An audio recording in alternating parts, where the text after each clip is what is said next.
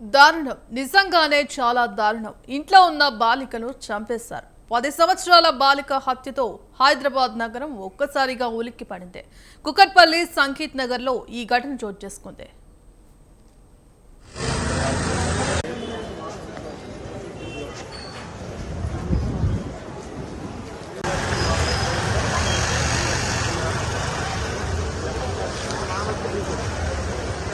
సుదర్శన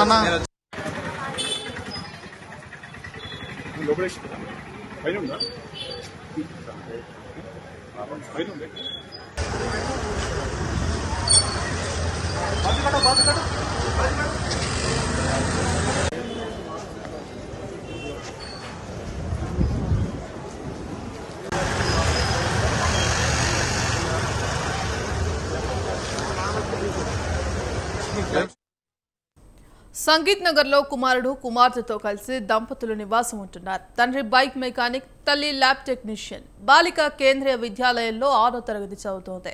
ఉదయం తల్లిదండ్రులు తమ కుమారుని స్కూలుకు పంపి విధులకు వెళ్లారు. కుమార్తెకు స్కూల్ సెలవు కావడంతో ఇంట్లోనే ఒంటరిగా ఉంది.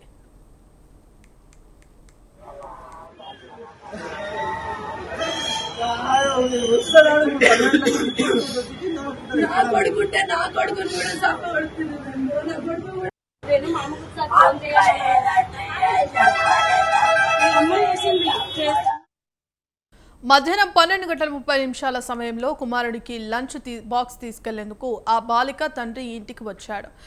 బెడ్రూమ్లో పొట్టపై కత్తిపోట్లతో బాలిక విగతజీవిగా పడి ఉండటాన్ని ఆయన గుర్తించారు. ఆయన కుమార్తెను దుండగుడు హతమార్చినట్లు అనుమానిస్తూ కుకట్పల్లి పోలీసులకు సమాచారం ఇచ్చాడు.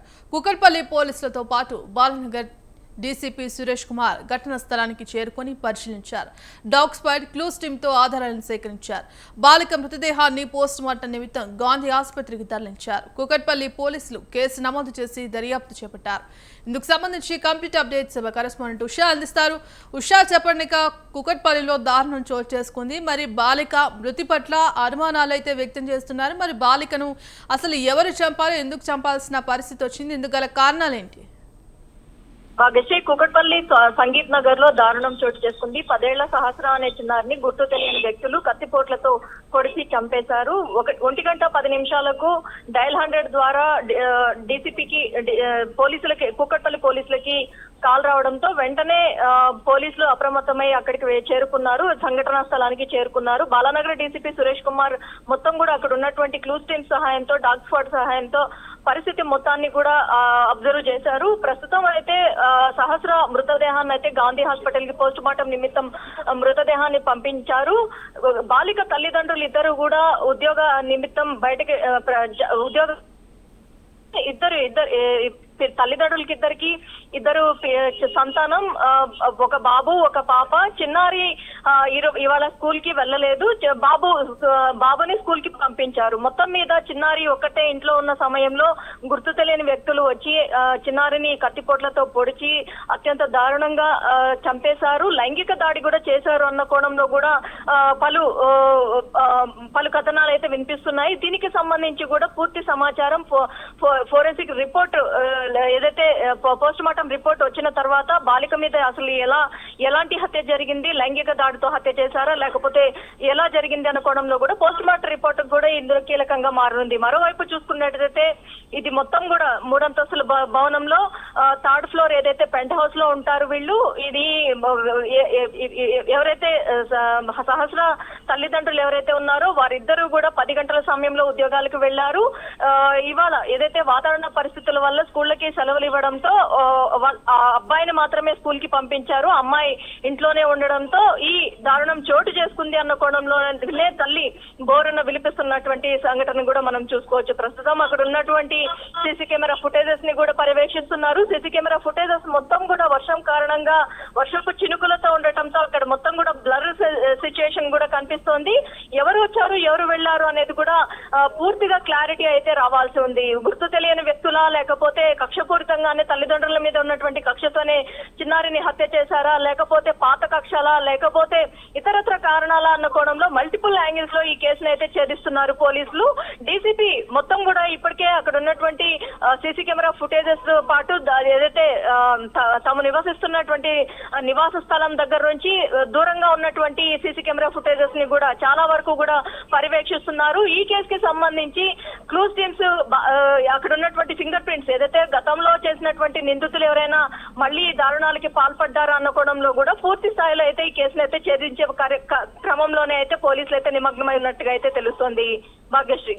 ఎస్ ఉషా, ఇక ఇప్పటికే హైదరాబాద్ నగరంలో ఇట్లాంటి వరుస ఘటనలు అయితే చోటు చేసుకుంటున్నాయి. మరి తాజాగా కూడా కుకట్పల్లిలో మరోసారి ఈ ఘటన చోటు చేసుకుంది. అంటే ఆ బాలికపై లైంగిక వేధింపులకు ఏమైనా పాల్పడ్డారా, లేకపోతే పాత కక్షల కారణంగా ఆ చిన్నారిని హత్య చేసిన పరిస్థితి ఏర్పడిందా? మరి నిందితులపై అసలు పోలీసులు దర్యాప్తు ఏ విధంగా కొనసాగుతుంది? అంటే ఆ లైంగిక వేధింపులు బాలికను పన్నాగం పని మరి టైం చూసుకొని ఎవరు లేని సమయంలో ఇట్లాంటి లైంగిక వేధింపులకు పాల్పడి లైంగికంగా వేధించిన తర్వాతనే హత్య చేశారా, లేకపోతే అసలు దీనికి సంబంధించిన అప్డేట్స్ ఏంటి?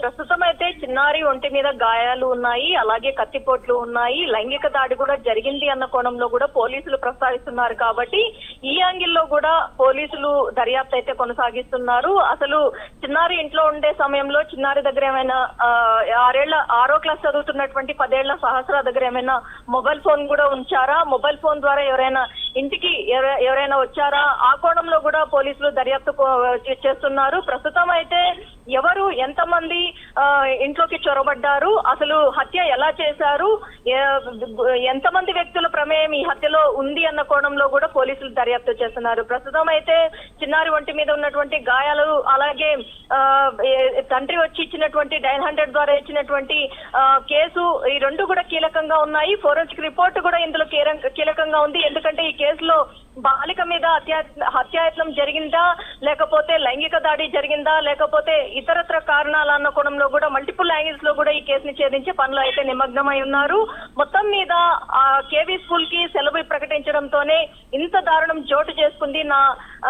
నా చిన్నారిని కోల్పోయాను అన్న కోణంలో కూడా ఆ తల్లి బోరున విలిపిస్తున్నటువంటి సిచ్యువేషన్ కూడా మనం చూసుకోవచ్చు. మొత్తం ఈ గ్రౌండ్ ఫ్లోర్ లో ఉన్నటువంటి వ్యక్తులు కావచ్చు, అలాగే ఆ బిల్డింగ్ మొత్తంలో ఉన్నటువంటి వ్యక్తులు ఎవరు కూడా తమ ఇంటికి వచ్చే వారి మీద ఎవరు కూడా నిఘా పెట్టలేదు అన్న కోణంలో కూడా ఆ తల్లి కూడా ఆవేదన వ్యక్తం చేస్తుంది. 10 ఏళ్ల చిన్నారిని కోల్పోవడం, అలాగే అత్యంత దారుణంగా చంపడం, 10 ఏళ్ల చిన్నారి మీద ఇంత క్రూరంగా హత్య చేసే సిచ్యువేషన్ ఎవరికి వచ్చింది అన్న కోణంలో కూడా తల్లి ఆవేదనను కూడా వర్ణనాతీతంగా కూడా కనిపిస్తోంది. మొత్తం అక్కడ ఉన్నటువంటి క్లూస్ టీమ్స్, డార్క్ స్పాట్స్ ప్రతి ఒక్కటి కూడా ఆధారాల మొత్తాన్ని కూడా సేకరించే పనిలో అయితే నిమగ్నమై ఉన్నాయి. కాబట్టి మొత్తం ఇవన్నీ రిపోర్ట్స్ అన్ని కూడా ఈ కేసులో కీలకంగా మారింది.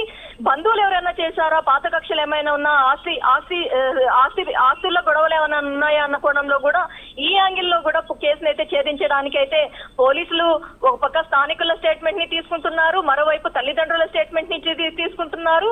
అట్ ద సేమ్ టైం అక్కడ ఉన్నటువంటి టెక్నికల్ ఎవిడెన్సెస్ లో భాగంగా ఉన్నటువంటి క్లూస్ టీమ్స్ ఇచ్చేటటువంటి రిపోర్టు, అలాగే సీసీ కెమెరా ఫుటేజెస్ ప్రతి ఒక్కటి కూడా ఈ కేసులో కీలకంగా మారనున్నట్టుగా అయితే తెలుస్తుంది భాగ్యశ్రీ.